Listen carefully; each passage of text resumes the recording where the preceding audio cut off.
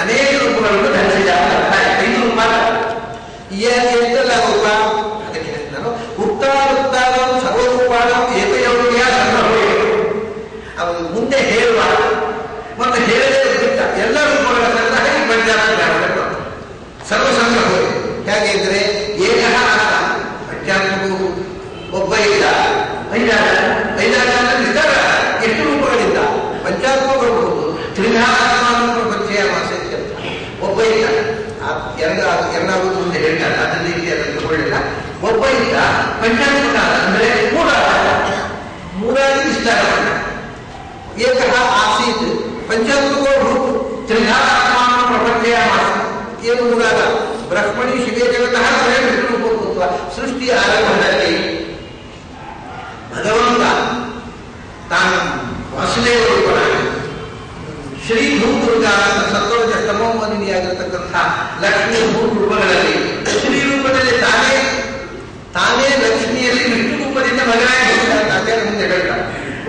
ಲಕ್ಷ್ಮಿಯಲ್ಲಿ ವಿಷ್ಣು ರೂಪದಿಂದ ಭೂಮರಾಗಿರತಕ್ಕಂಥ ಲಕ್ಷ್ಮಿಯಲ್ಲಿ ಚತುರ್ಮುಖ ಅಂತರ್ಯಾಮಿ ರೂಪ. ಆಮೇಲೆ ದುರ್ಗಾಗಿರತಕ್ಕಂಥ ತಮೋಮನಿಯಾಗಿರತಕ್ಕಂಥ ಲಕ್ಷ್ಮಿಯ ನಿಜವಾದ ಶಿವ.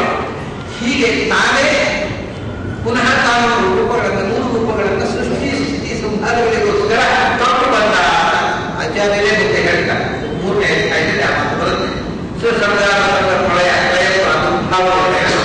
ಹಾಗಾಗಿ ಮೊದಲು ಏಕಃ ಆಸೀತ್ ಪಂಚಾತ್ಮಕ ವಿಸ್ತಾರವಾದ ಎಷ್ಟು ಮೂರು ಯಾವುದು ಬ್ರಹ್ಮನಲ್ಲಿ ಸನ್ನಿಹಿತನಾದ ಬ್ರಹ್ಮನಾಮಕ ರೂಪ, ಶಿವನಲ್ಲಿ ಸನ್ನಿಹಿತನಾದ ಶಿವರೂಪಿ ಶಿವನಿಂತಹ ಬ್ರಹ್ಮಣಿ ಬ್ರಹ್ಮರೂಪ ಸ್ವಯಂ ವಿಷ್ಣುನಾಮ. ಹೀಗೆ ಮೂರು ರೂಪದವನಾದ ಅಥ ಪಂಚಾತ್ಮಕ ಮತ್ತು ವಿಸ್ತಾರ ಮೂಡಿದ್ದ ಮತ್ತು ಪುನಃ ಪಂಚಾತ್ಮ ವಿಸ್ತಾರ ಎಷ್ಟು ವಿಸ್ತಾರ ಚತುರ್ಥಾತ್ಮಾನು ಪ್ರಪಂಚೀಯ ಮಾಸ ಚತುರ್ಥಾತ್ಮಾನು ಪ್ರಪಂಚೀಯ ಮಾಸ ವಾಸುದೇವ ಸಂಕರ್ಷ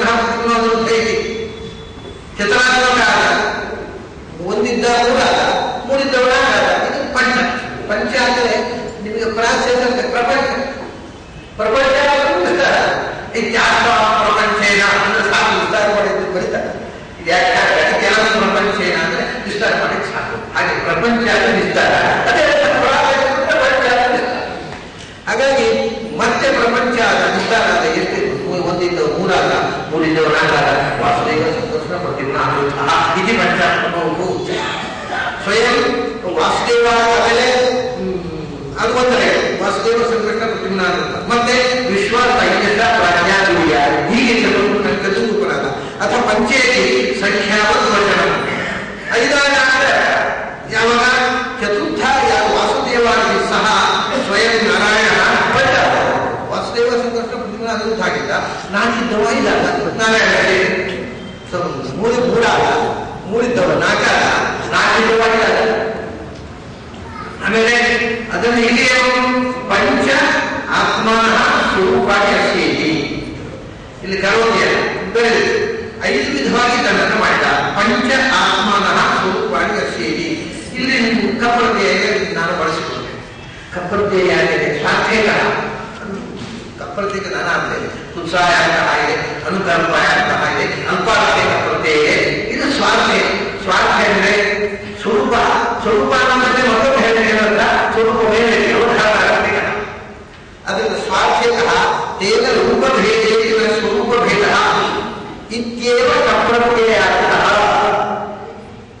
ಆಮೇಲೆ ದೇವ ಬಂದಿರ್ತಾರ ಮುಂದೆ ಅದು ಕಪ್ರತ್ಯಯ ಬಂದರೆ ಅದು ವೈಯಾಕರಣ ಹಾಗೆ ವ್ಯರ್ಥ ಹೇಳಿ ಅದಕ್ಕೊಂದು ಅರ್ಥ ಇದೆ. ಎಲ್ಲಿ ಕೂಡ ವೇದಾಂತದಲ್ಲಿ ಯಾವ ಅರ್ಥವನ್ನು ವ್ಯರ್ಥ ಹೇಳಬಾರದು. ಅದು ವೈಯಾಕರಣರಿಗೆ ಅರ್ಥ ಇದೆ. ವ್ಯರ್ಥ ಪ್ರಾಣಿನ ಆ ವೈಯಾಕರಣ ಅದ. ಆಮೇಲೆ ಪಂಚಾತ್ಮ